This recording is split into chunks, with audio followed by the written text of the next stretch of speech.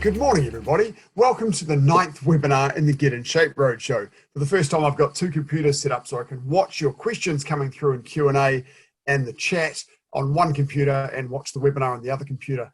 So that was the echo that you heard just a moment ago. My name is Mike Monicevic. I chair the Advisor Transition Working Group at the Financial Services Council, and I have the pleasure of welcoming you to this 9th webinar in the series.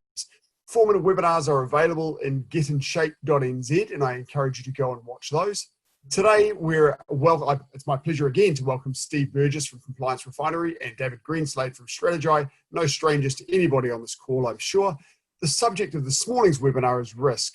For those of you who came to the previous webinar, the webinar that we covered last week was around governance, a really interesting topic, particularly for small businesses, because it's quite an interesting conversation around how does governance apply, particularly to a small business. If you are the advisor and the administrator and the director, how do you govern your business? So some really great insights in that webinar. And if you didn't attend that webinar, I do encourage you to watch that on YouTube.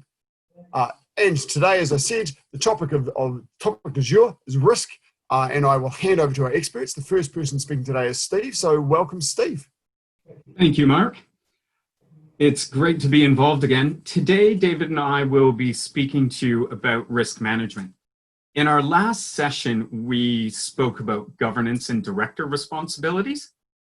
And this session really ties in well because risk management is a key function of how directors know and understand their risks. We did want to emphasize that risk management is equally important for small and medium-sized businesses as it is for larger businesses. And heading into the new regulatory regime, with new business into a new regulatory regime with new business structures, this is going to be we feel this is an incredibly important topic to discuss today. What we're going to discuss with you is what is risk management, techniques for managing risk, determining your desired level of risk, common FAP risks, and reporting and tracking those risks. If we can click over to the next slide. Yes. So what is risk management? Risk management is the identification, assessment, and prioritization of risk, including eliminating or mitigating the risk. We'll talk about some of those strategies as we move through, but one of the things that's important for directors to understand is you deal with risk in different ways, and there's different strategies to address risks in your business. Directors should always have a sound understanding of the risks that are faced in the business and should regularly verify there are appropriate processes to identify and manage those. We'll go over some of the techniques that will be directly applicable to your businesses today. Essentially, you want to be able to identify risks in advance, analyze those risks, and take precautionary steps to mitigate those risks so you as a director are protected, your clients are protected, and your business is protected. David, did you want to add anything there?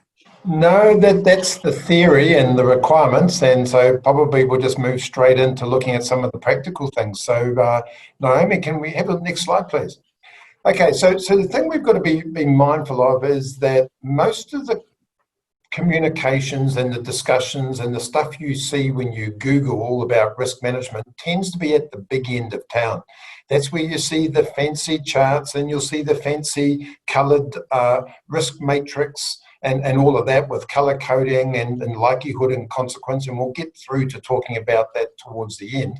But for most of us, we're running small businesses. So inherently, you as the owner, operator, and maybe sole director of the business, you intuitively would know what the risks are within your business.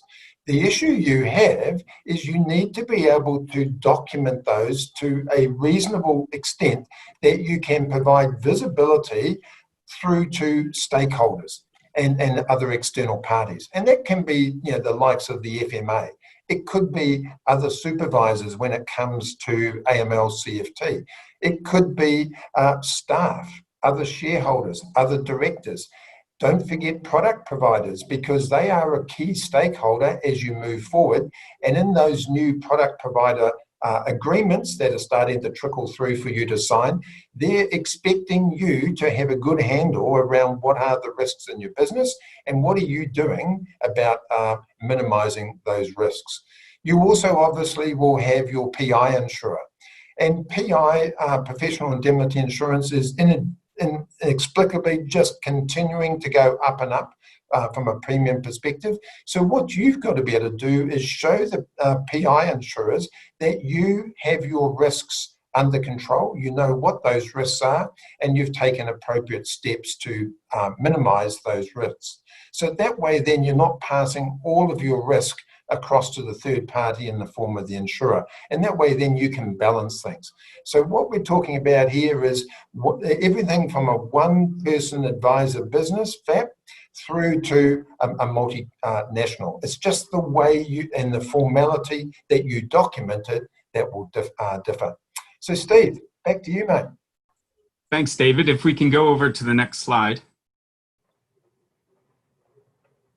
So as we look at risk management, a lot of you are doing this for the first time, which is a bit daunting.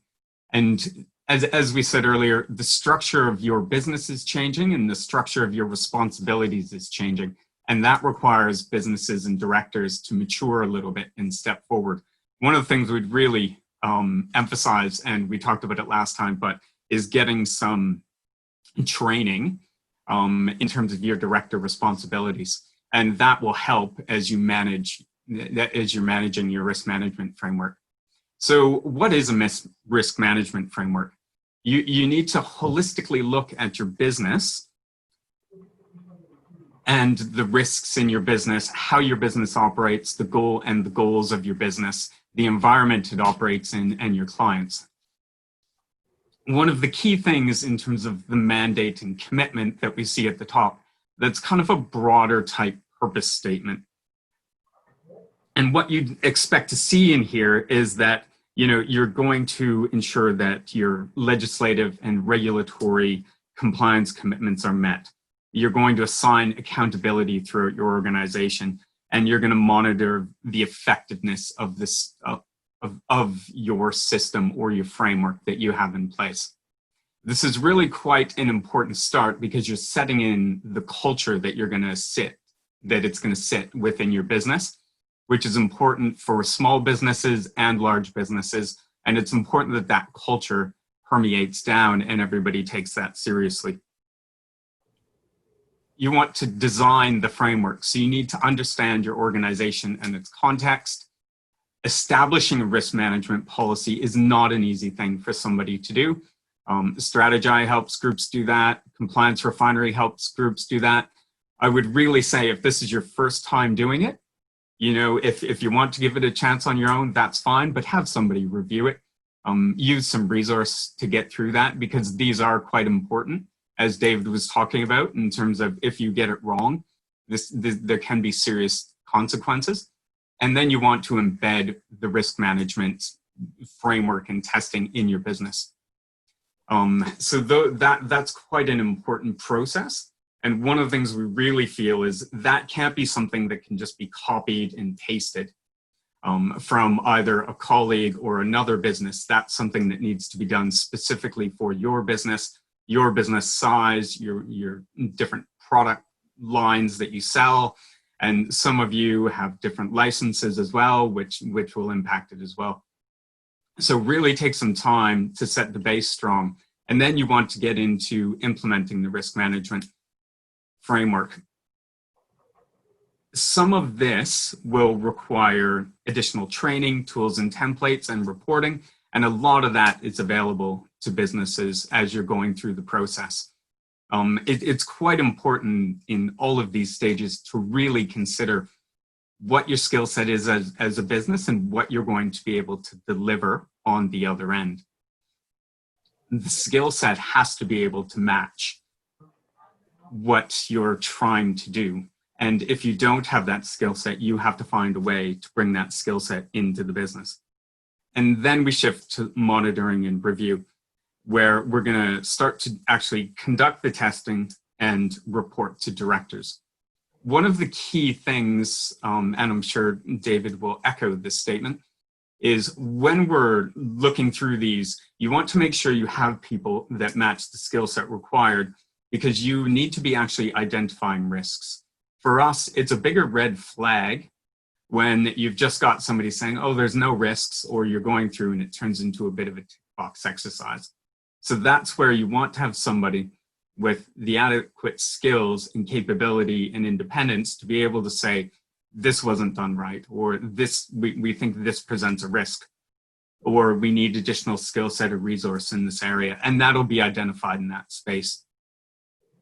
And then continual improvement, really continual improvement. Compliance is just continual improvement. Risk management, running a business, continual improvement. You want to be able to look at your framework, and you should be doing that in your directors' meetings. However you have that structured, depending on the size of your business, where you're actually looking at that framework and saying, is this effective? And you're going through what would be your risk register, your risk assessment, and you're looking at it and you're saying, are we actually identifying what we need to, what needs to be identified? Have we done adequate testing? And has that pulled those risks back up to us in terms of reporting? Anything to add there, David? Yeah, thanks, Steve. Yeah, from my perspective, I can't stress enough that this is an ongoing process. It goes round and round and round, and the real secret is to actually do things. Too often I go into a business and what we see is a beautiful risk register, lovely diagrams and everything else. And then we might sort of say to them, like I did to one big business earlier this week, I said, well, what have you done around the DDoS? Which is, that denial of service stuff that ourselves, the FMA and others have been sort of putting out the warnings around, which is a critical issue that every single one of us needs to be addressing right now in our businesses. But amazingly, people haven't really embraced that to a great extent and taken practical steps already to fix it.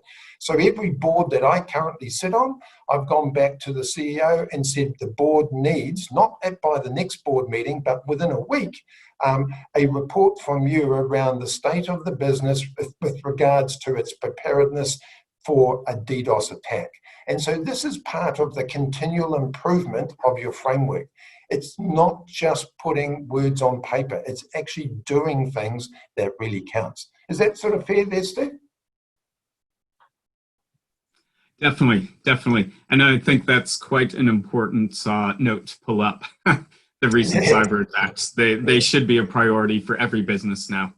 Yep, cool. So let's look at the next slide then, please, Naomi.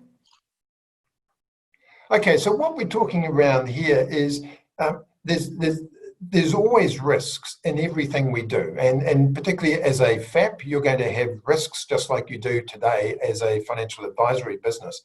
But there's a multitude of ways to skin the cat. You don't have to always transfer that risk across to a third party in the form of PI. What you can do is actually, if you want to, once you've established what your risk tolerance and risk profile is, you can control some, but not all of those risks. And the way you may control the risks is through good training of your staff, through putting in place new systems, processes, software, using different outsource providers, engaging compliance providers as a third party, and expanding upon their remit around what you want them to check. These are all control methods where you've identified that there's a risk, you know you can't eliminate it, so let's manage or control it so that it's realistic and I know how I'm tracking against that sort of risk.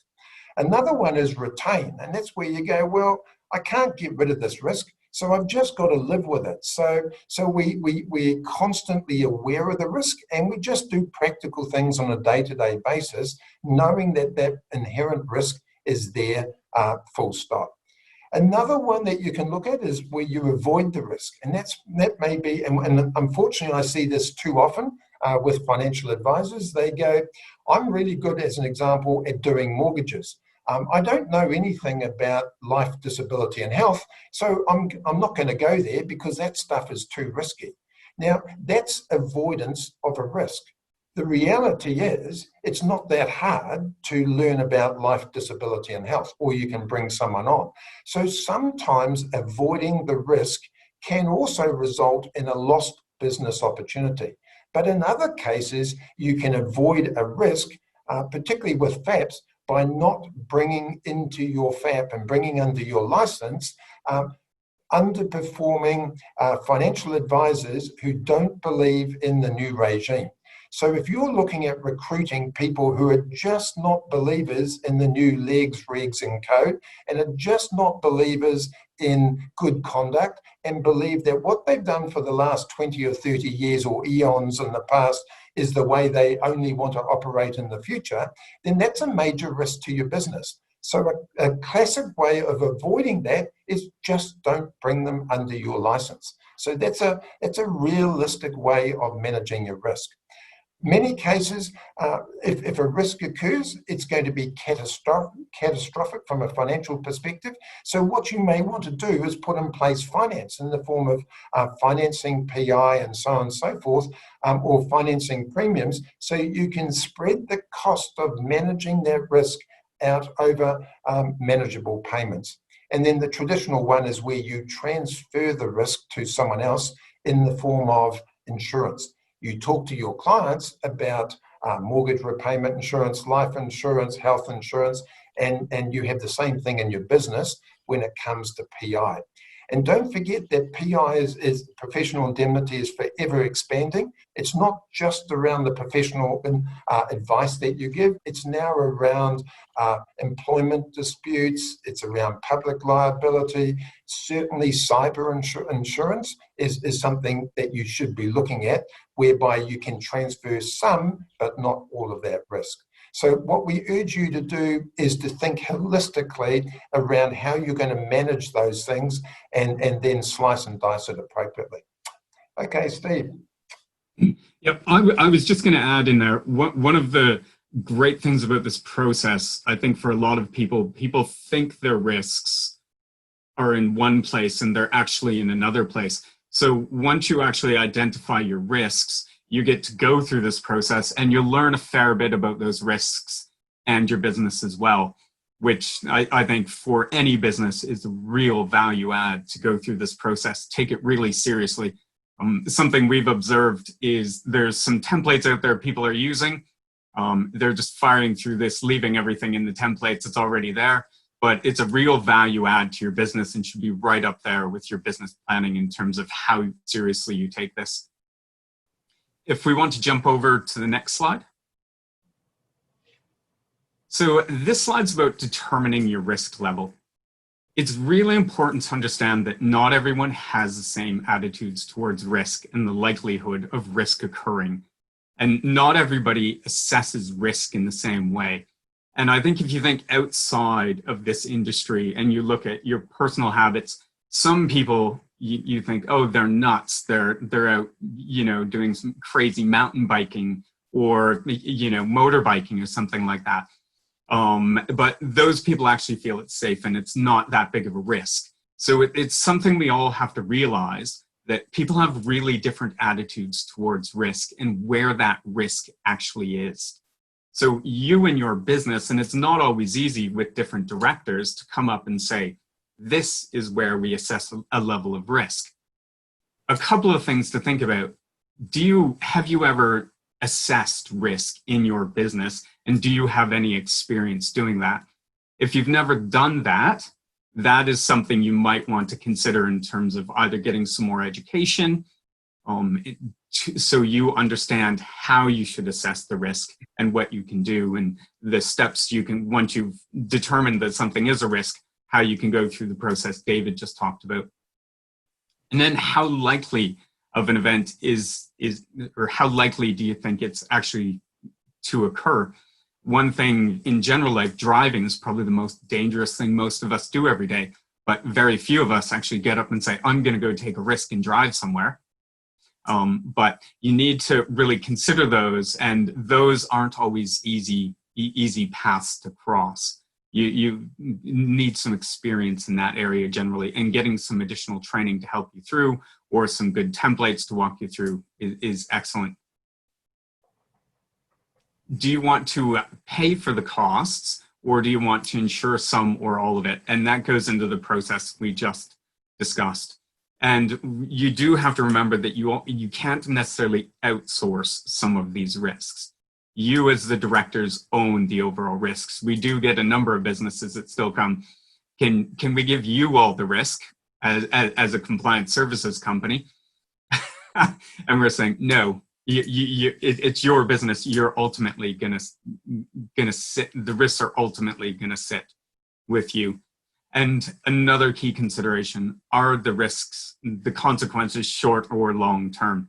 If you have something that's going to happen in the interim, or in a very short period of time that could be quite acute and quite dangerous for your business, you have to consider that accordingly. And I think, as David brought up earlier, the recent cyber shenanigans going on both in New Zealand and internationally, that should be raising a red flag to every business, whether or not you're in financial services or other areas right now in the marketplace. I would really encourage you not just to use a template, but to really work your way through it. Directors can and should have different levels of risk. So we've talked to a few businesses who have said, oh, we're just going to do what they do. As directors, you might actually view those risks differently. And if you don't, you should be thinking about whether or not you've taken the process seriously enough in your business. And if you're working as a group, you should have differences in those risk assessments and how you determine your risk level. It's quite important that you understand it. There's a lot of factors at play. There's product providers, there's regulators, and there's the individual risk level that you have as directors in your business. We would expect to see some variances out there between the different risk assessments. Anything to add there, David? No, I think that's pretty good. A lot of people often ask, is there a magic list of all of the risks that I should be considering? And perhaps this next slide will help answer that. So if we look at this, and here we're just talking about some of the common ones. So when you go and you Google risk management, you'll hear about things like regulatory risk, IT risk, people risk, market risk. All of those things are absolutely valid. You can slice and dice it into subsectors, but the reality, as Steve indicated, is not all risks will apply equally to every single business. Now, all of us in the new regime, as in the current regime, we will have regulatory risks, in that we will be in trouble in some shape or form if we breach the legislation, the regulation, and the code. So they are regulatory risks. But often as we move into a new regulatory change, like what's coming next year, the businesses tend to only focus on the regulatory risk and not on all of the other risks that are inherent in operating a business.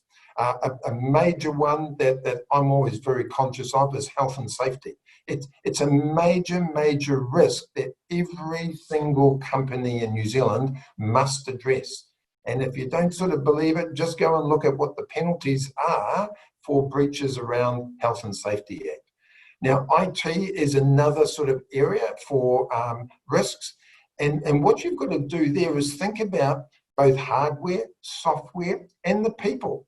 Because if you've got a business where everything is now in the cloud, you've got state-of-the-art software and hardware, and all of your staff are trained, then potentially your IT risks are significantly less than if you're using outdated laptops or old sort of stand-up PCs, terminals, and all of that sort of stuff, which haven't got any virus software in it. So you've got to slice and dice how all of that works. Training, to me, is absolutely vital. The more you can make your staff aware of what risks are and then how we manage those risks, then the lower those risks potentially become. And that's all part of things around policies, processes, and controls. So it's important that we train our people. That includes the owners of the business, so that you understand it. And if we go back to the analogy I used earlier on, recruiting the wrong type of advisor into your FAP is a fundamental increase in the risk that your business is taking on. Market risks are things that are just here. In many cases, we can't reduce or mitigate those to any great extent. But typically, we think of market risks as things like COVID-19, the markets sort of falling in value and clients losing money. But also, market risks include missed opportunities because markets do change. And as a business, you need to be evolutionary and reacting all the time, but also be proactive and look at what the opportunities are coming forward so that hopefully you can step in and fill the gap. So missing opportunities in the market around clients and helping provide better service propositions is effectively one of those market risks that are often overlooked. Now, a new one that most of us haven't considered is the breach around the new product provider contracts. If you've actually taken the time to read those, you will find they are a lot more onerous than the ones that you're currently using, and it puts a lot more obligations on you. And so it's many of them that I've seen already clearly indicate that if you fail to meet your obligations, then the product provider can turn the tap off from a remuneration perspective. And that can be devastating to your business. So the product providers want you to know what your risks are and to ensure that your business is compliant along the way. Financial risk is definitely one we need to be aware of. If you leave a lot of money in the business and you've got a big, strong balance sheet, then it means that if you have DRS determinations or if something goes wrong, you can fork out yourself and you can put things right. So therefore, you can afford to have less PI cover because everything's a balancing act.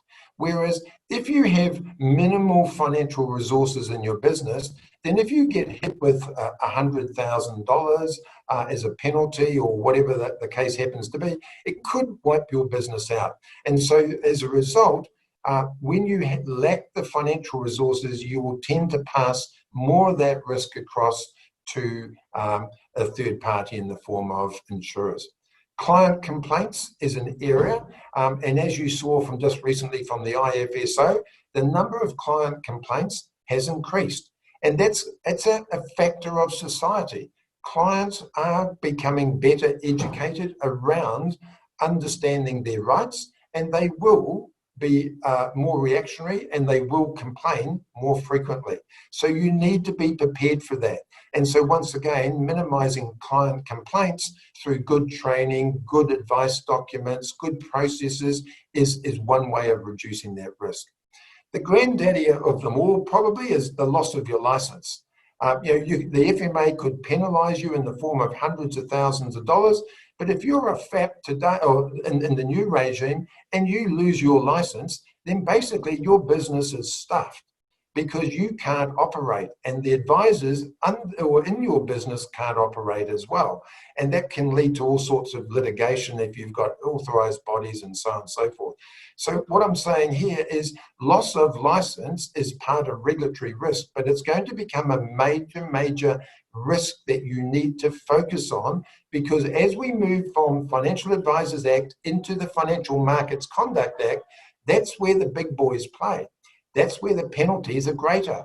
And sure, there may be a relatively easy step for you to get your full FAP license, but over time, the FMA will tighten the screws. They will want you to comply to a higher standard than what you do today, and you've got to make sure you can manage that loss of license risk. Anything you want to add there, Steve? I was just going to touch on what you mentioned about client complaints.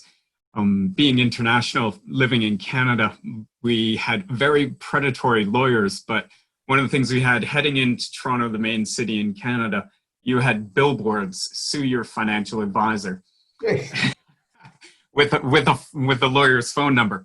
So there becomes a bit of an industry at some point around client complaints, and it is something you definitely have to protect yourself against. And you brought up a lot of good points there that people really have to think and consider. And as was said earlier, we're talking about a lot of businesses doing this for the first time, going into a new regime and new business structures. There's a lot of effort that should go into getting this right and setting a strong base for a lot of advisors. We were going to jump into the next couple of slides and look at how you would identify and assess risk, and then look at a heat map as well to kind of give you guys a couple of ideas. I'll talk a little bit about the cyber and tech piece, and David will talk about something you just touched on in terms of that product provider piece. One of the things I did want to mention about the cyber and tech piece, you know, we know what 2020 has been like, and we've had shutdowns, but it's not just been us in New Zealand, it's been the entire world. Essentially in 6 weeks, you've had, you know, 6 years of digitization. A lot of that has been very sales focused, not security focused. And what you're seeing is not just in New Zealand, but internationally, the groups that are trying to, you know, defraud people and create havoc, they're as active as they've ever been, and they've got more targets than they've ever had. It's a very big business opportunity for them. And that's what you're seeing. You know, you're seeing a lot of cyber shenanigans going on, and it has impacted businesses in this industry.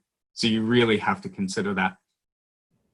So this is what is in this diagram is generally a way that you would look at risk and how you would assess risk. So you take the likelihood, the consequences, and the risk, the overall risk of it.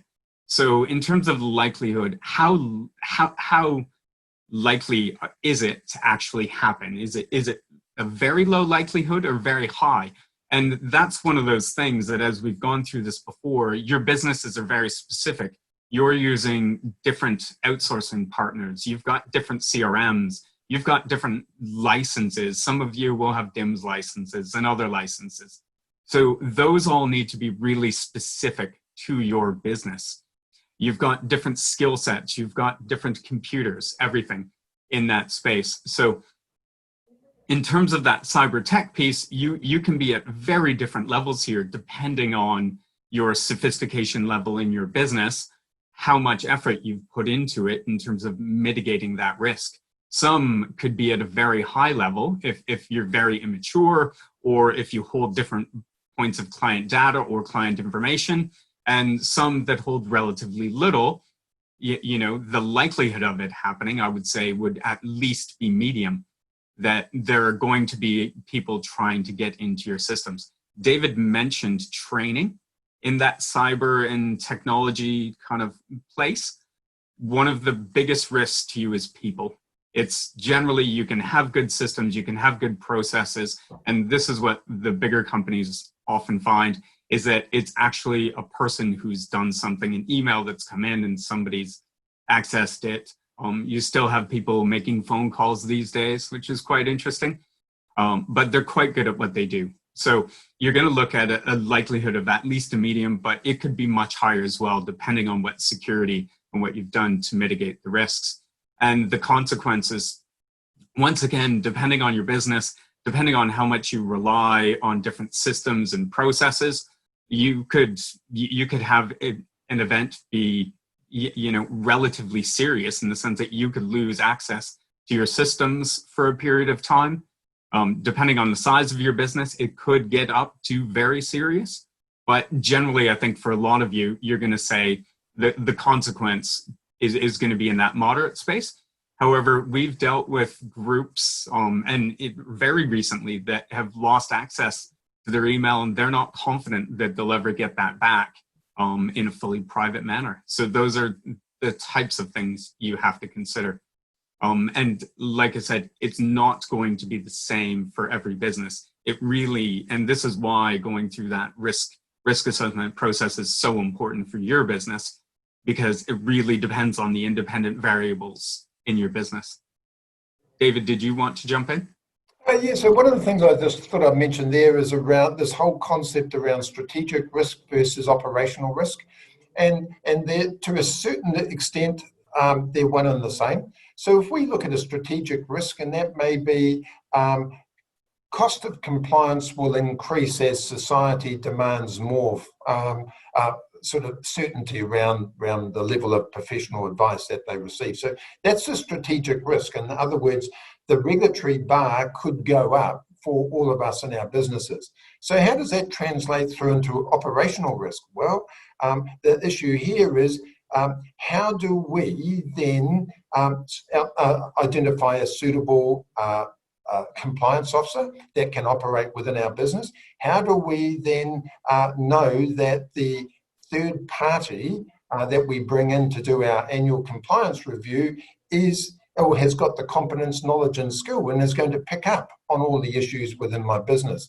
How do I know that whatever software I decide to put in place to follow or to track my risks and to ensure I'm compliant is actually in its own right compliant?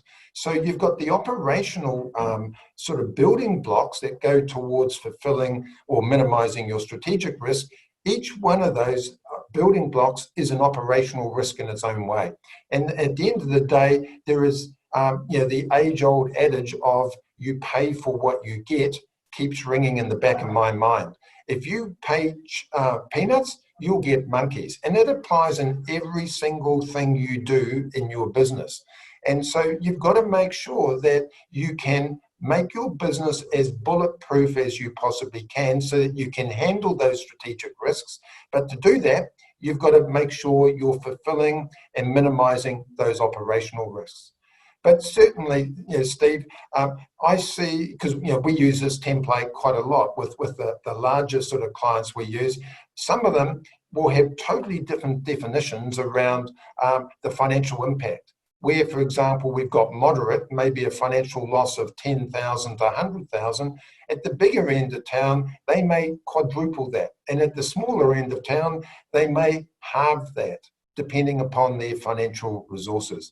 But as Steve has indicated, this is just one part of the thinking process. You shouldn't hang your hat on it. The most important thing is actually to do the work and to monitor those risks on a practical day-to-day basis.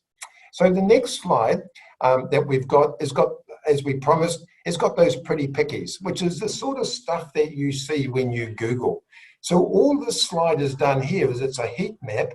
It is just transposed that chart or that table that Steve had on the last one, and it's color-coded it, and it's put a number rating around it, so that visually it's much easier for you as a business owner or as a director or as a compliance officer or as a senior manager to identify where are the risks.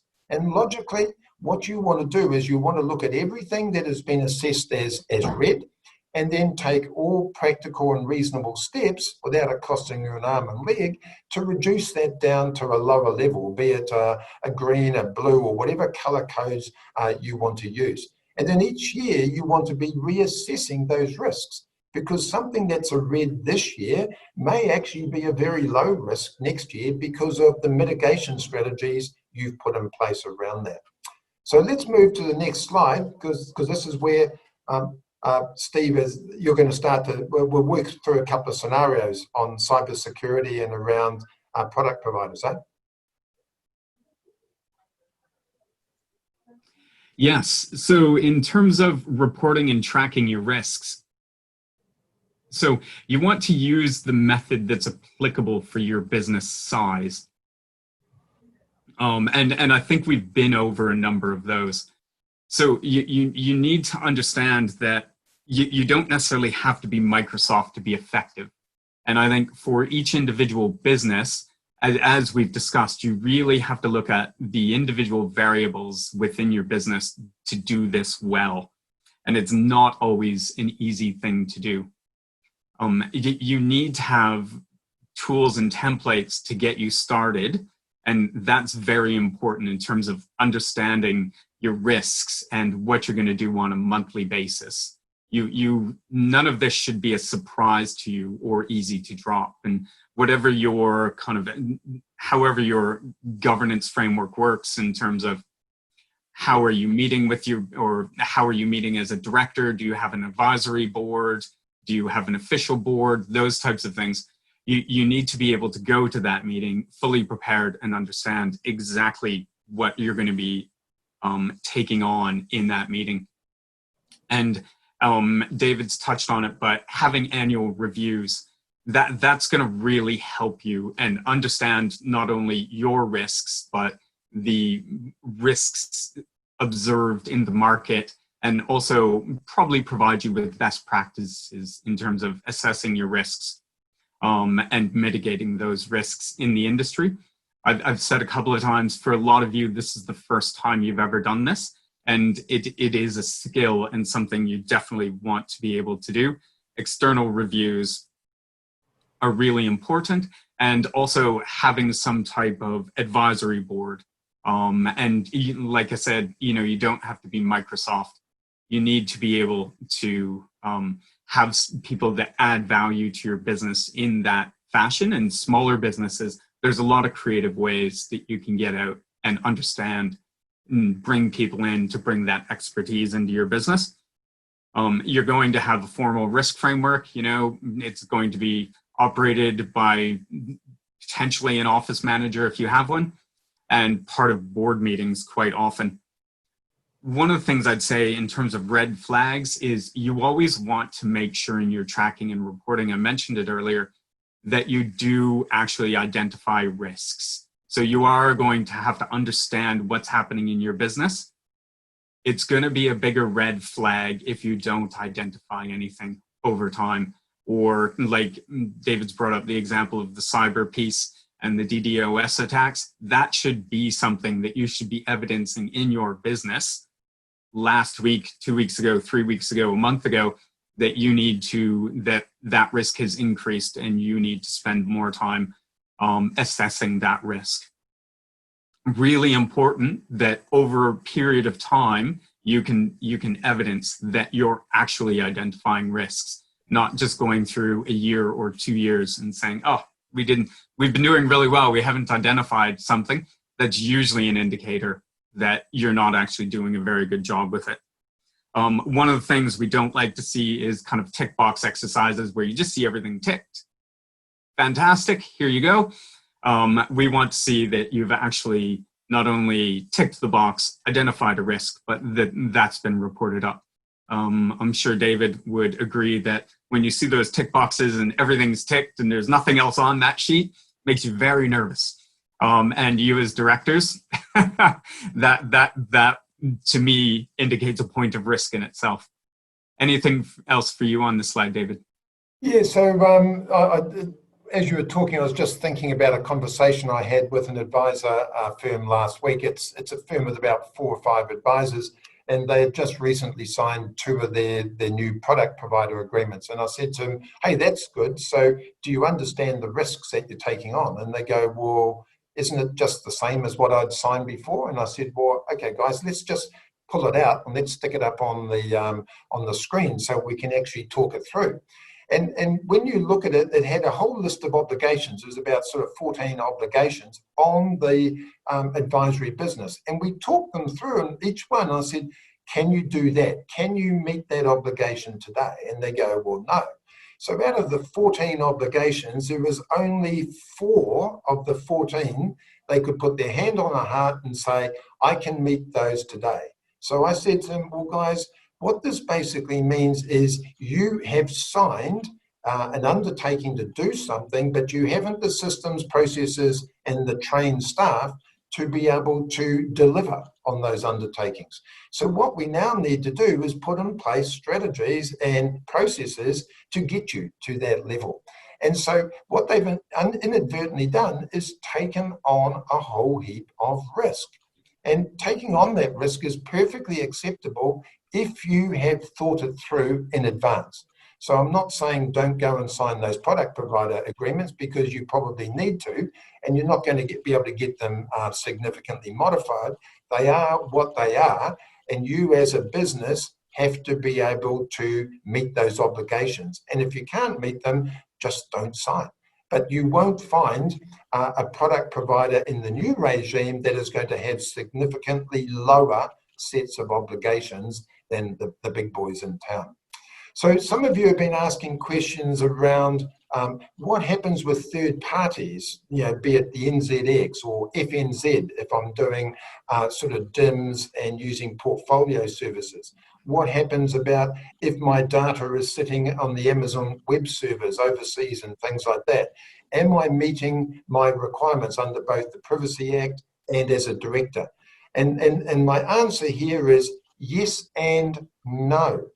The yes is what you've done is you've identified good, solid, tried and proven outsourcing providers that are going to help minimize the risk.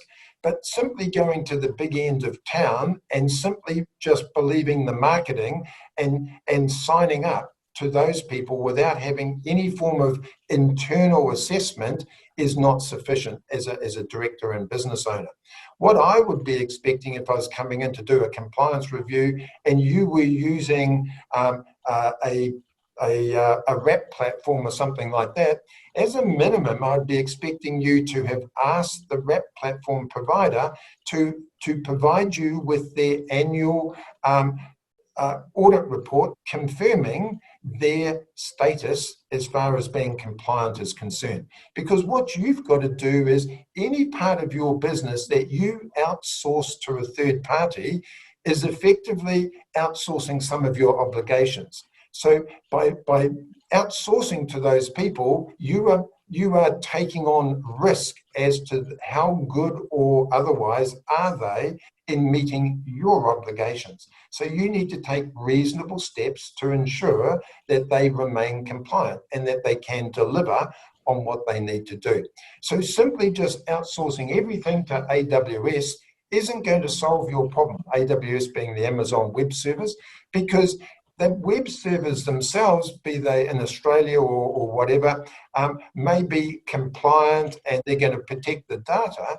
But if you're running substandard practices in your office with poor quality hardware, with no password protection and no staff training, then you've left the floodgates wide open to being hacked and everything else. So what I'm saying here is just using one part of the jigsaw is not sufficient. To minimize the risk, it's got to be an end-to-end. It's got to be holistic around every aspect of your business. Anything on that, Steve? I was actually going to jump in on that. Some of the bigger entities, and the world seems to be shaping into kind of 8 or 9 different companies. We all know most of them, but some of what they have in their actual agreements goes through and not specifically dictates, but generically dictates that their services can only reach this level, like David was saying, if you keep up to certain standards. So although it's a great, let's face it, there's not many companies in the world right now with the money to throw at cybersecurity. And they certainly have it, but you have to do on your end everything you can to keep up to that standard. And there is actually wording in a lot of what you've signed, and I'm sure absolutely nobody's read any of them. But there is actually wording in there. Okay, so if we move on to the next slide then, please, Naomi. Okay, so what we're talking around here is having a process for implementing your risk management plan. Remembering there is no one size that fits all. Your risk management plan could be as simple as having one sheet of paper and you've just listed down all your risks and you've prioritized them and you've delegated to whoever to put in place systems and processes and controls to minimize it. It could be something you have on the wall. It could be an annual recurring thing that pops up or weekly or monthly in management meetings. But the process you follow is the same, whereby you actually come up with an overall policy. So at the big end of town, Steve and I, we draft these risk management policies. At the small end, where you're a single 1 or 2 advisor business, you won't have any fancy risk management policy. But you'll be able to articulate it, and you may have a paragraph or something around all of that. Understanding the risk factors is really important, and one of the ways that Steve at Compliance Refinery and certainly us at Strategize, what we do there is when we're working with clients, we provide them, if they ask, a risk plan where we go, this is the current risks that we see for your business, And this here is where we see emerging risks. And then we have this discussion with them around that. And then we help them assess what likelihood and consequence, and so they can put a rating on it. And then you obviously move into the managing and the reviewing and so on and so forth. So pass back to you, Steve, so that we can start to sort of wrap it up, eh? Yes, we seem to have gone a few minutes over. I bet you people are excited about that. Not many people can talk about this topic and go over time. In terms of the summary, if we want to skip over to the summary, every business has risks. We've talked about it at length. Something I really wanted to point out is what we haven't talked about is what happens if this goes wrong.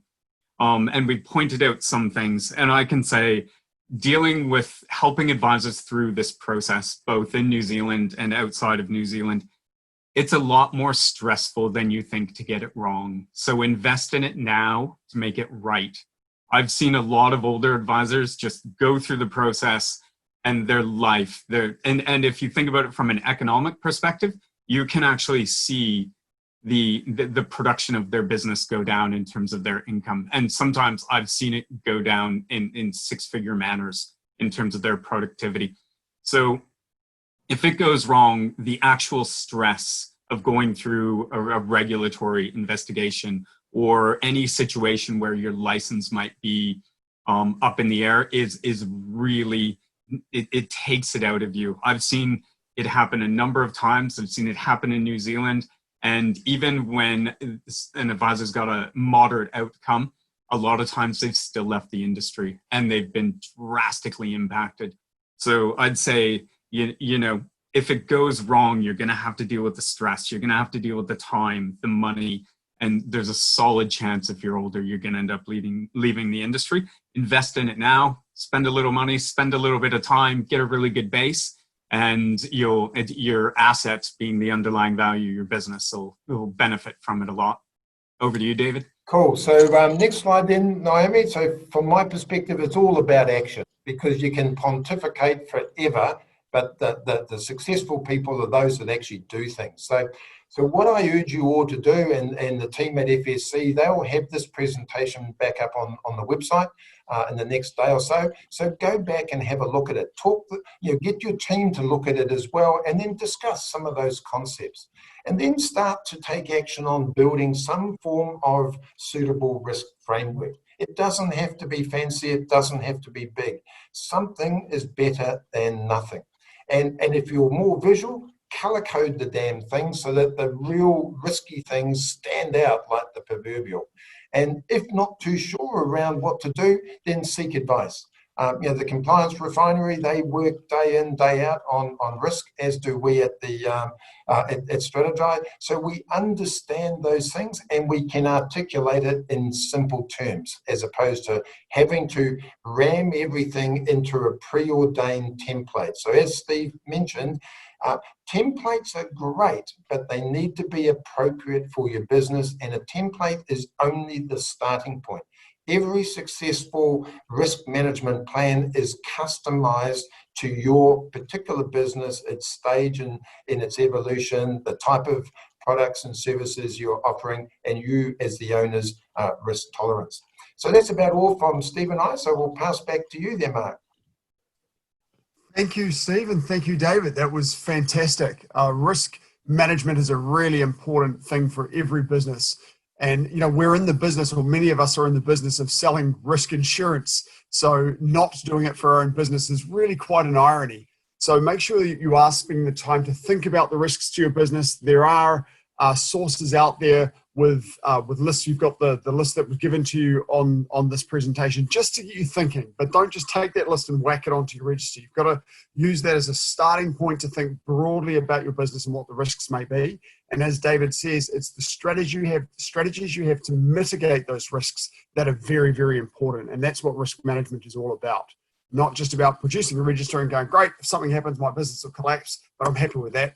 It's how are you going to avoid them? How are you going to mitigate them? How do you transfer the risk onto someone else? That's very, very important. Now, next week, we're moving on to a webinar about privacy, particularly the changes in the Privacy Act that come into effect on the 1st of December. So, sorry, not next week, next fortnight. So do make sure you come along to that on the 2nd of October. This series of webinars, the recordings are available on YouTube. You can find them at getinshape.nz. And we'll also talk about making the slides available at getinshape.nz as well, if any of you want to go directly to a particular slide rather than watching the whole webinar again. So for those of you who have seen the webinar, then the slides will be useful. If you haven't watched the webinar, then make sure you watch the webinar before you go to the slides, because a lot of the time it's images and things and it's the talking that's very important. But you'll find things like the heat map and stuff that are in those. So we'll talk about making those available. A huge thank you again to our experts. I hope you're enjoying the series and getting value from it. Please send your feedback through to fsc@fsc.org.nz. We'd love to hear from you, and we look forward to seeing you again in a fortnight. Thanks everybody for coming.